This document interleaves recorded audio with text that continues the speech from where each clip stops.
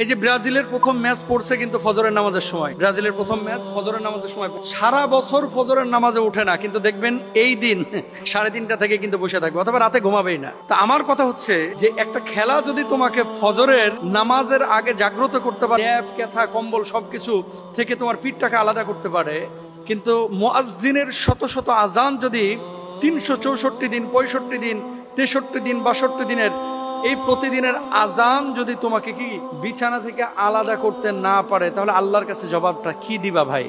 আমি যে পয়েন্টটা নিয়ে কথা বলতে চাচ্ছি, যে দেখেন রাত 1টায় আর্জেন্টিনার খেলা, ফজরের সময় ব্রাজিলের খেলা, জার্মানির খেলা হচ্ছে সকাল 8টার সময়। খেলার আধা ঘন্টা 1 ঘন্টা আগে মুড়ি টুড়ি মাখায় নিয়ে আপনি বসতেছেন। সকালবেলা আপনার বাপ আপনার কাঁথা কম্বল থেকে আলাদা করতে পারলো না, আপনার মা আপনাকে চিৎকার করে চেঁচামেচি করে ডেকে নামাজের জন্য উঠাইতে পারলো না। এতদিন আপনি মোবাইলে অ্যালার্ম দিয়ে রাখছেন, আপনারা কেউ আলাদা করতে পারলো না বিছানা থেকে, মানে আপনি ঘুম থেকে উঠলেনই না। সারাটা বছর অনেক যুবক আছে ফজরের নামাজ একদিনও পড়ে নাই, একদিনও না। জবাব আল্লাহর কাছে দিবেন? অস্বীকার করতে পারবেন? হাজার হাজার না লাখ লাখ যুবক বাংলাদেশে আছে যারা ফজরের নামাজ সারা বছরে একদিনও পড়ে না, অথচ খেলার জন্য ঠিকই কিন্তু 3:30টায় জেগে উঠে বসে থাকবে। খেলা দেখার জন্য ঠিকই 3টার দিকে উঠে বসে থাকবে। খেলা দেখার জন্য ঠিকই ফজরের আজানের সময় উঠে বসে থাকবে। তার মানে কি ফজরের নামাজের চাইতে আপনার কাছে খেলাটা বেশি ইম্পর্টেন্ট? এবার আসেন, আমি কিন্তু খেলা দেখা না দেখার বিষয়ে বলতেছিলাম, আমি বলতেছি ফজরের ইম্পর্টেন্সি, যে গুরুত্বটা কি, যে আল্লাহর জন্য, আল্লাহর নামাজের জন্য মুয়াজ্জিন এতদিন ডাকলো, আপনি উঠলেন না, কিন্তু আর্জেন্টিনার খেলা দেখার জন্য,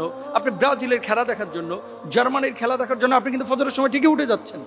তো কিয়ামতের ময়দানে যখন আল্লাহ জিজ্ঞেস করবে, বান্দারে শত শত আজান তোর কানের মধ্যে পৌঁছালো না, ফজরের নামাজ তুই আদায় করলি না, অথচ ফিফার সেই ফুটবল বিশ্বকাপে ঠিকই জেগে উঠে বসে থাকলি, এটার হিসাবটা আমাকে দিত, কি জবাব আপনি সেদিন, জবাবটা আপনি কি দিবেন? আমি বলতে চাচ্ছি যে সারা বছর ফজরের নামাজ আপনি আদায় করেন ভাই। হ্যাঁ, একটু বিনোদনের জন্য আপনি খেলা দেখছেন, আপনি সেটা দেখতে পারেন, আমি সরাসরি হারাম বলবো না, কারণ জুয়া তো আপনি খেলতেছেন না। তবে অশ্লীল কোনো কিছু থাকলে আপনি সেই খেলা দেখতে পারবেন। রাসূল আকরাম সাল্লাল্লাহু আলাইহি ওয়াসাল্লামকে আল্লাহ সুবহানাহু ওয়া তাআলা যেমন বলেছেন, আল্লাহর হাবিব সাল্লাল্লাহু আলাইহি ওয়াসাল্লাম তিনি বলছেন কি, মান সাল্লাল বারদাইনি দাখালাল জান্নাহ, যে ব্যক্তি 2 শীতল সময়ের সালাত আদায় করবে সেই ব্যক্তি জান্নাতে প্রবেশ করবে। সুবহানাল্লাহ। 2 শীতল সময় মানে হচ্ছে ফজরের নামাজ এবং আসরের নামাজ, যে ব্যক্তি আদায় করবে সে ব্যক্তি জান্নাতে যাবে। এরপরে দেখেন আল্লাহর হাবিব বলছেন, মান সাল্লা সুবহা ফাহুয়া ফি যিম্মাতিল্লাহি, যে ব্যক্তি ফজরের সালাত আদায় করে সে ব্যক্তি আল্লাহ সুবহানাহু ওয়া তাআলার জিম্মায় চলে যায়, মানে আল্লাহর বিশেষ জিম্মাদারিতে সে পড়ে যায়। সুবহানাল্লাহ। এরপরে বলছেন,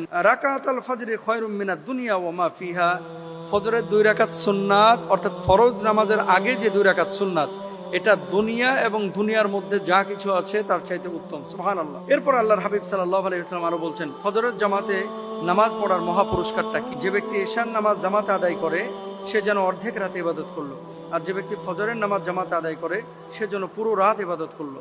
সুবহানাল্লাহ। এরপর আল্লাহ সুবহানাহু ওয়া তাআলা বলছেন কি, খেয়াল করেন, আল্লাহ বলছেন, হাফিযু আলাস সালাওয়াতি ওয়াস সালাতিল উসতা, তোমরা সব সালাতের হেফাজত করো, বিশেষ করে মধ্যবর্তী সালাতের। এখন আমার যে মূল পয়েন্টটা সেটা হচ্ছে, আপনি খেলা দেখছেন, আপনি দেখেন যদি হারাম কোনো কিছু সংমিশ্রণ না ঘটে, জুয়া খেলা চলছে মনে করেন আমেরিকায়, মেক্সিকোতে, কানাডায়, আপনি জুয়া খেলতেছেন ব্রাহ্মণবাড়িয়ায়, অনেক যুবকরা আছে এই খেলাকে কেন্দ্র কিন্তু জুয়া খেলে। তো আপনার খেলা চলতেছে মনে করেন বিশ্বকাপ ওখানে, আর আপনি জুয়া খেলতেছেন ঢাকায়। এই ধরনের কোনো বিষয় যদি না হয়, আপনি মানে নিছক আনন্দের জন্য আপনি দেখতে পারেন। কিন্তু যে উৎসাহ উদ্দীপনা, 8 কিলোমিটার পতাকা অনেকে বানাচ্ছেন, তাই না? জমি বেচে পতাকা বানাইছে, এর চাইতে বড় ছাগল আছে আর কেউ? কি জবাব আল্লাহর কাছে দিবে? ইন্নাল মুবাদদিরিনা কানু ইখওয়ানাশ শায়াতিন।